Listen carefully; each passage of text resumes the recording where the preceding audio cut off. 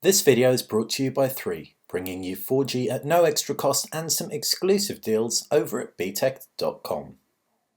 Hey guys, welcome to BTech. I am Basil and I have two tablets right here. We've got the Samsung Note Pro 12.2. We've reviewed this, we've done features on this. We really like this tablet, but it has just been superseded. It is not the hottest tablet from Samsung right now.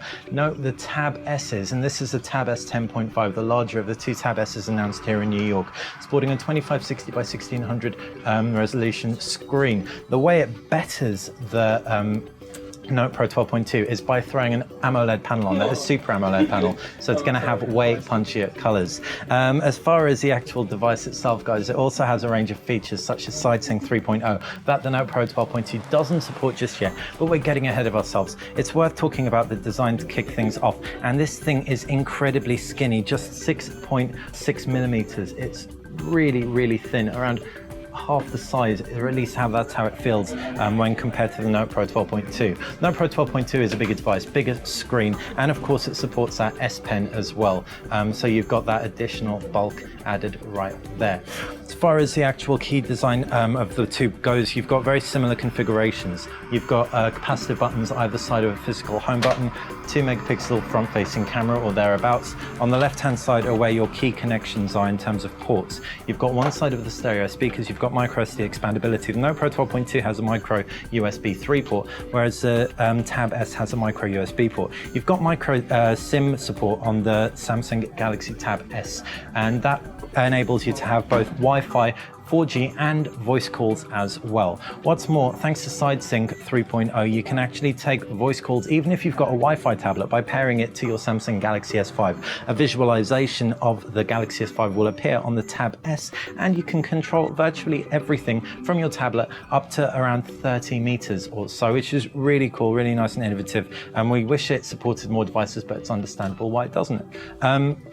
Taking a look at the other side, you can see the other side of the stereo speaker and a 3.5mm headphone jack. Both devices up at the top have power buttons, volume rockers and infrared blasters, supporting the Watch On service, which is Samsung's EPG or electronic program guide. They both support multitasking as well, as you just saw that multitasking tray pulled out. But what you probably did see just there, Samsung's user interface on the Tab S is much more akin to the Galaxy S5 as opposed to the Samsung Galaxy S4 and the tablet range of old. So for example, when we pinch out on the Android home screen, we don't get an overview like this on the Tab S. As far as the displays go, it's also worth pulling them side by side. So you'd expect the LCD panel to be sharper based on the fact it's non-pentel, but the smaller size of the Tab S actually makes up for it. So if we jump out of there and we jump into the applications tray, we can try and manage two tablets in one hand, and you can make out you have a very sharp tablet in the Tab S and indeed in the Note Pro 12.2. So both looking good. It really is going to come down to your personal preference. We saw both LCD and AMOLED panels side by side, and it has to be said the contrast ratio on the AMOLED panel is much better, as was the saturation. But naturally, whites have a tendency on AMOLEDs to be a little bit askew. It's going to, like we said, come down to your preference. In terms of processors, they've both got octa-core processors in there. You've got a 1.3 gigahertz and 1.9 gig quad-core processor in the Tab S, and it's an Exynos processor, Exynos Octa. 3 gigabytes of RAM in both, so very similar in terms of performance. The value adds in the Tab S are going to include the Handcom Office that we've seen on the Note Pro 12.2, as well as 3 months of Marvel Unlimited subscription and LinkedIn subscription as well. You also get all the S Pen applications on the Note Pro 12.2, obviously. So any budding artists out there, or anyone who just wants to doodle on the go, will definitely benefit from getting the Note Pro 12.2. We haven't had a confirmed pricing for the Tab S just yet, but it's expected to land around June, with a few features that are going to be for select markets such as the UK, US and Brazil, including a magazine service, which is pretty neat, offering exclusive content for Tab S devices.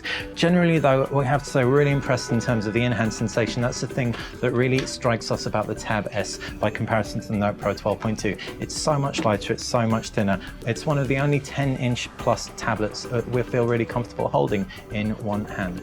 Hopefully you've enjoyed, hopefully that comparison's been useful for anyone deliberating between the Note Pro 12.2 and the Tab S. It is just our first impression of the Tab S, as this is the first time we've seen it. So you'll have to wait for the full review for anything more conclusive. But if you have any questions, want us to try anything out, make sure you find them in the comments section below and we'll get on it. If you like the video, click the like button. If you like the channel, click subscribe. Head over to BTech. Over there you can find the latest in smartphones, tablets, smart gadgets and some awesome deals as well. Thanks for watching.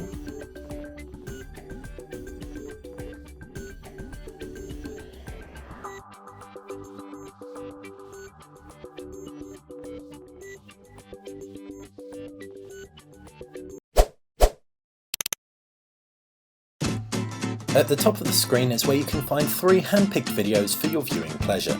On the left is where you can subscribe, and on the right hand side you can find some exclusive deals if you head over to btech.com.